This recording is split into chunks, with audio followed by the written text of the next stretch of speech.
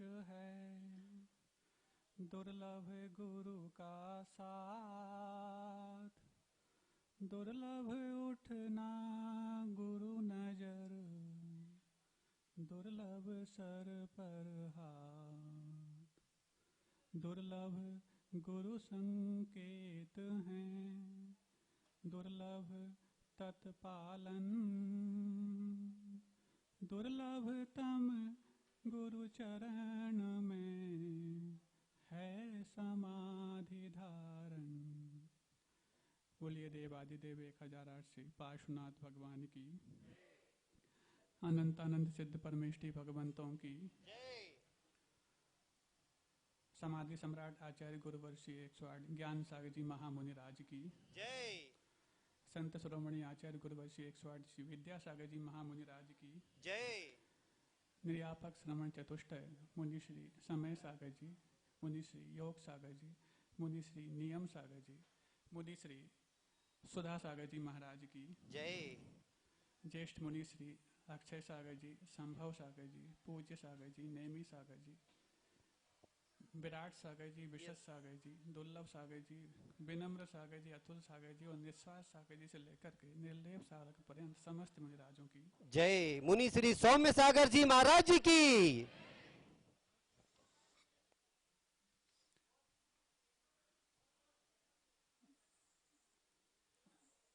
अभी आपने प्रथम मंगलाचरण सुना भैया जी के माध्यम से, तो द्वितीय मंगलाचरण के रूप में ही महात्मा यहाँ बैठा हूँ, क्योंकि गुरु नाम गुरु के बारे में जितना अच्छा अपने सबको ज्येष्ठ मुनिराज बताएंगे, उतना तो शायद अपन सब ने कुछ दृश्य भी नहीं देखा, उस दृश्य के बारे में सुना है। तो जब सुनाने वाले साक्षात उपलब्ध हैं तो बीच में व्यवधान क्यों बने।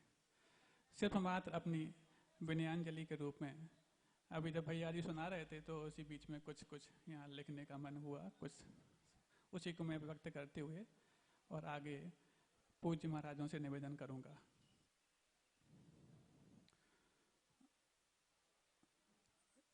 क्योंकि शुरुआत काव्य से की है तो उसी काव्य को लेकर के आगे अपन बढ़ेंगे। कुछ इस काव्य में आगे बढ़ते बढ़ते कुछ समझ में नहीं आया तो बीच में अपन उसको थोड़ा खोल भी सकते हैं। आचार्य ज्ञान सागर जी महाराज, उन्होंने अपने जीवन को जिस जीवटता के साथ जिया है उसकी प्रतिलिपि अथवा उसके प्रतिबिंब के रूप में, बल्कि प्रतिबिंब और उससे निखर कर के सामने आए तो ऐसी कोई टेक्नोलॉजी का उपयोग उसमें अवश्य हुआ होगा, तब जाकर के प्रतिलिपि उससे भी ज़्यादा होकर करके आती है।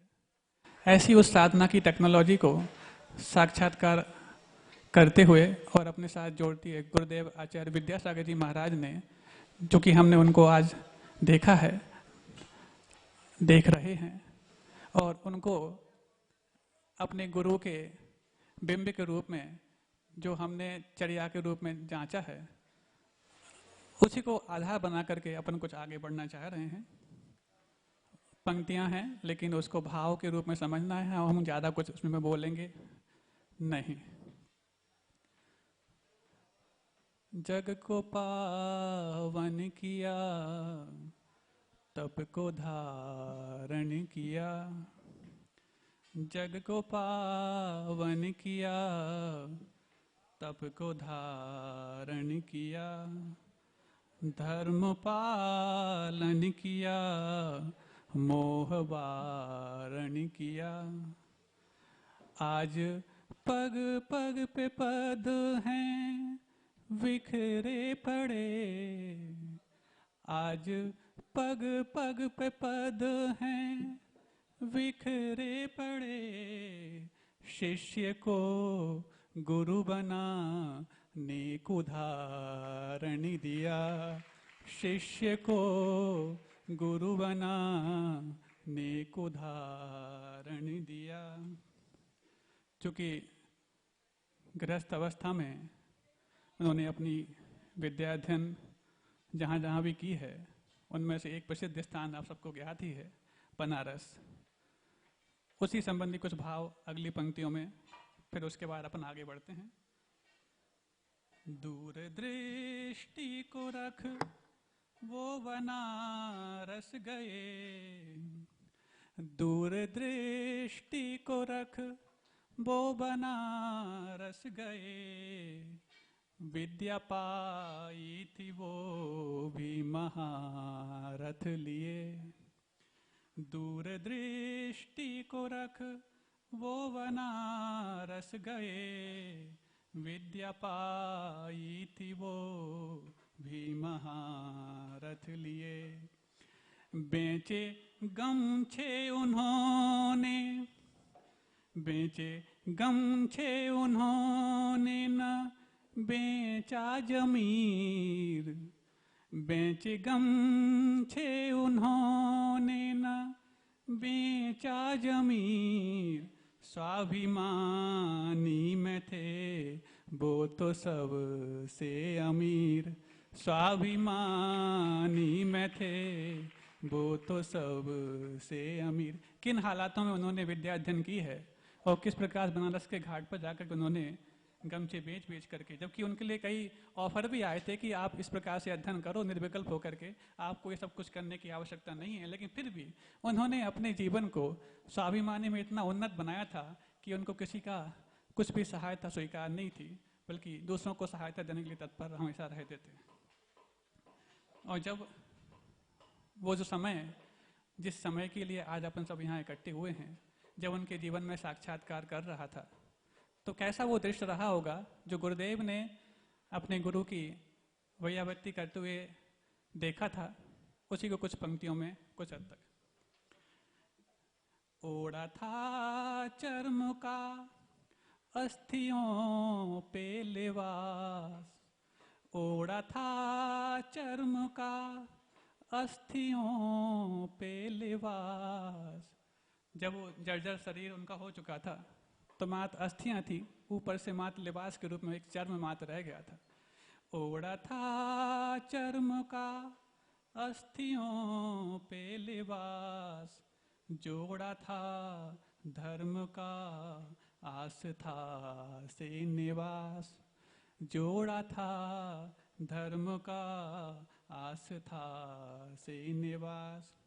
न टिकेंगे अधिक, न टिकेंगे अधिक वो ये संसार में, न टिकेंगे अधिक वो ये संसार में, होगा उनका मुकाम अब तो सिद्धों के पास, होगा उनका मुकाम अब तो सिद्धों के पास। चरित की थाप से मद गया था बिखर। ज्ञान पाने के पश्चात आज के समय में, वो भी इस दुष्टम पंचम काल में, किसी को मान ना आए बहुत दुर्लभ हुआ करता है। और ज्ञान पाने के साथ साथ उनके जीवन में वो चरित्र का उन्नत पान उनके जीवन में आ पाए, ये और दुर्लभ हुआ करता है। तो उन्हीं भावों को संजोते हुए, चरित की थाप से मद गया था बिखर, चरित की थाप से मद गया था बिखर, ज्ञान की छाप से मद गया था निखर। चरित की थाप से मद गया था बिखर, ज्ञान की छाप से मद गया था निखर। अब बचा क्या था जो ना मिला था उन्हें, आज के दिन कलश चढ़ गया था शिखर, आज के दिन कलश चढ़ गया था शिखर।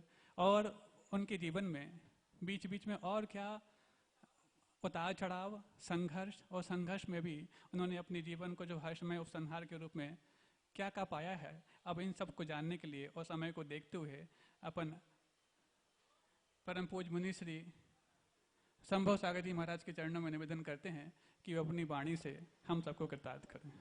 नमोस्तुते। बोल